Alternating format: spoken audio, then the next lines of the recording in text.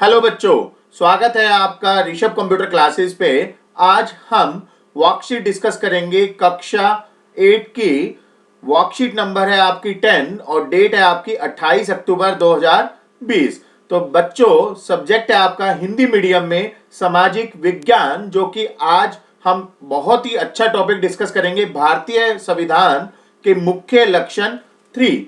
क्योंकि इस तरह के काफी हम दो वर्कशीट डिस्कस कर चुके हैं पिछले वीक में, तो आज हम उसके कॉन्टिन्यूस में आगे बात करेंगे। तो बच्चों, हमेशा की तरह आपको अपना नाम लिखना है और यहाँ पर आपको अपने कक्षा अध्यापक का नाम लिखना है। तो जितने भी स्टूडेंट्स जिसने अभी तक मेरे चैनल ऋषभ कंप्यूटर क्लासेस को सब्सक्राइब नहीं किया है, वो सब्सक्राइब कर लीजिए विद बेल आइकन, जिससे कि जो भी वीडियो मैं डालूं वो आपको फ्यूचर में तुरंत और तुरंत आपके मोबाइल पे पहुंच जाए। ठीक है बच्चों, तो स्टार्ट करते हैं। पहला मीनिंग है हमारा मौलिक अधिकार। मौलिक अधिकार क्या होता है? स्वतंत्र भारत में राज्य की सत्ता के दुरुपयोग से बचने के लिए नागरिक के अधिकारों को संविधान में निहित किया गया है, जिसे हम मौलिक अधिकार कहते हैं। जो स्वतंत्र भारत में आज आप जी रहे हो, क्योंकि हमारा भारत देश स्वतंत्र भारत देश है, तो इसमें किसी भी तरह के दुरुपयोग को बचाने के लिए जो संविधान निहित किया जाता है उसे ही हम मौलिक अधिकार या अपना अधिकार मान के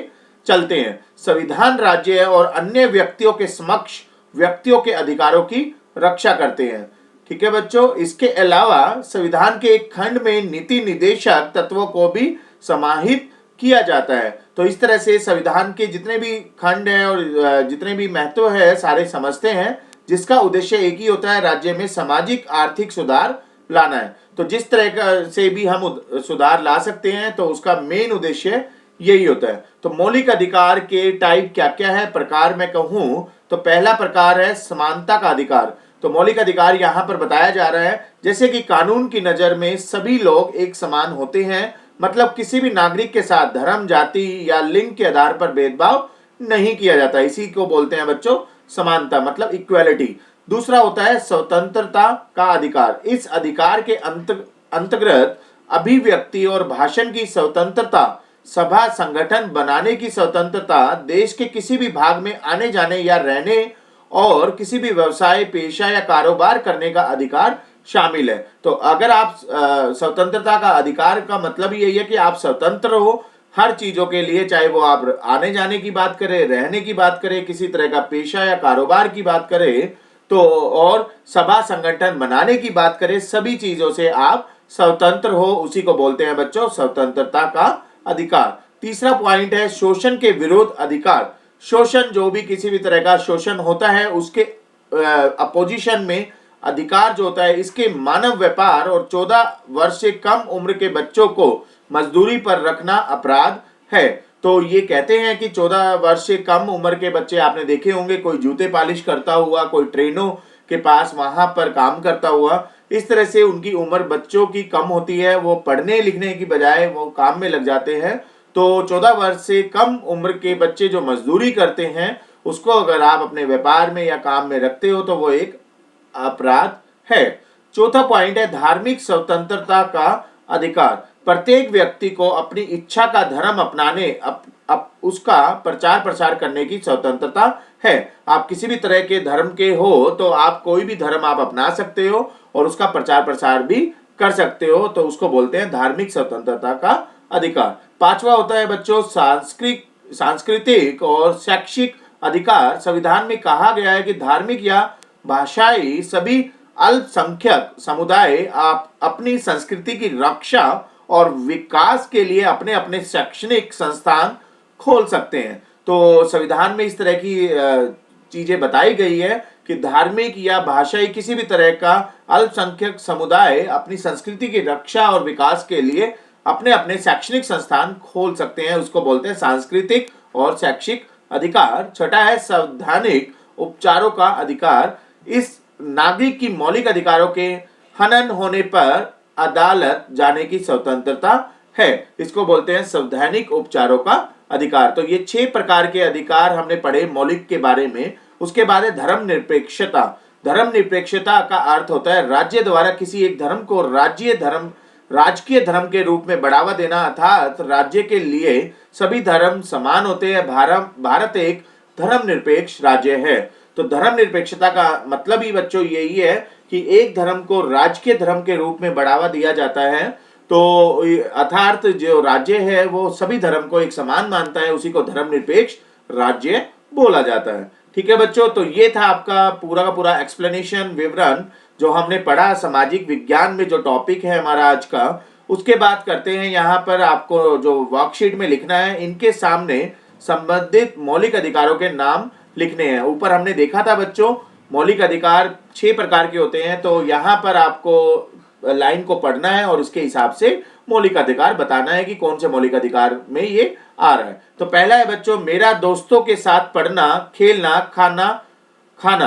तो ये बेसिकली किस में आएगा बच्चों, आप समझ सकते हो कि आपका कोई भी किसी भी तरह का आप खाना खा रहे हो, किसी भी तरह से आप कुछ भी कर सकते हो, मतलब आप बिल्कुल एक तरह से स्वतंत्र तो हो। तो ये दूसरा आपका आ जाएगा, मतलब दूसरा जो अधिकार हमने पढ़ा था स्वतंत्रता का अधिकार। ठीक है बच्चों, तो यहां पर हम लिख देंगे स्वतंत्रता का अधिकार।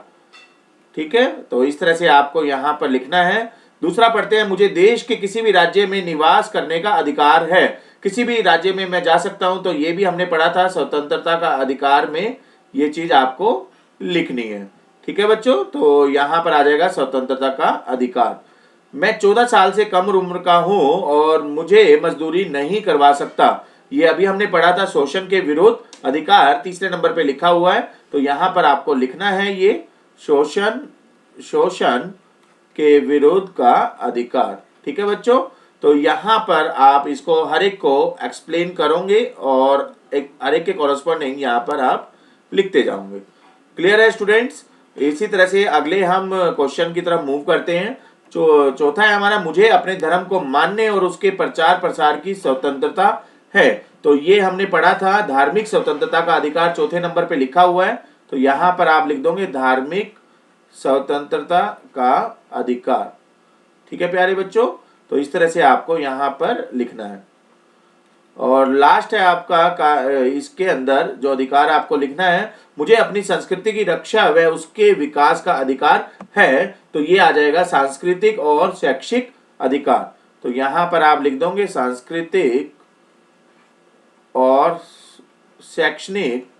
शैक्षणिक होता है जो एजुकेशन से रिलेटेड है, तो यहां पर आप इसको लिख सकते हो शैक्षिक अधिकार यहां पर एक। ठीक है बच्चों, तो ये आप यहां पर लिख दीजिएगा। तो ये आपके 6 के 6 अधिकार हमने डिस्कस कर लिए। उसके बाद है पहला क्वेश्चन, मौलिक अधिकार किसे कहते हैं। तो ऊपर हमने पढ़ा था मौलिक अधिकार किसे कहा जाता है। स्वतंत्र भारत में राज्य की शक्ति के दुरुपयोग से बचने के लिए नागरिक अधिकारों को संविधान में निहित किया गया है, जिसे हम मौलिक अधिकार कहा जाता है। ठीक है बच्चों, दूसरा प्रश्न है, भारत में नागरिकों को कौन से मौलिक अधिकार प्राप्त है। तो 6 के 6 आप यहां पर लिख देना। समानता का अधिकार है, स्वतंत्रता, शोषण के खिलाफ अधिकार, चौथा है धर्म की स्वतंत्रता का अधिकार, सांस्कृतिक और शैक्षिक अधिकार और संवैधानिक उपचार का अधिकार। तो ये सारे के सारे अधिकार आपको यहाँ पर लिख देने हैं। ठीक है बच्चों, तीसरा प्रश्न है, हमारे देश धर्मनिरपेक्ष क्यों कहलाता है। धर्मनिरपेक्ष यहाँ पर इसलिए कहला जाता है क्योंकि भारत को धर्मनिरपेक्ष कहा जाता है। भारत किसी एक धर्म को राज्य के धर्म के रूप में प्रचारित नहीं करता। भारत देश के लिए सभी धर्म समान है, इसीलिए भारत को धर्मनिरपेक्ष देश कहा जाता है। चौथा प्रश्न है, नागरिकों के लिए मौलिक अधिकार क्यों आवश्यक है। तो यहां पर आप लिख सकते हो बच्चों, क्यों आवश्यक है नागरिकों के लिए मौलिक अधिकार, क्योंकि आप यहां पर इसका आंसर ये लिख देना बच्चों, स्वतंत्र जो बेसिकली है संविधान राज्य, यहां से लेके संविधान राज्य और अन्य व्यक्तियों के समक्ष व्यक्तियों के अधिकारों की रक्षा करता है। इसके अलावा संविधान के एक खंड में नीति निर्देशक तत्वों को भी समाहित किया जाता है, जिसका उद्देश्य राज्य में सामाजिक आर्थिक सुधार लाना है।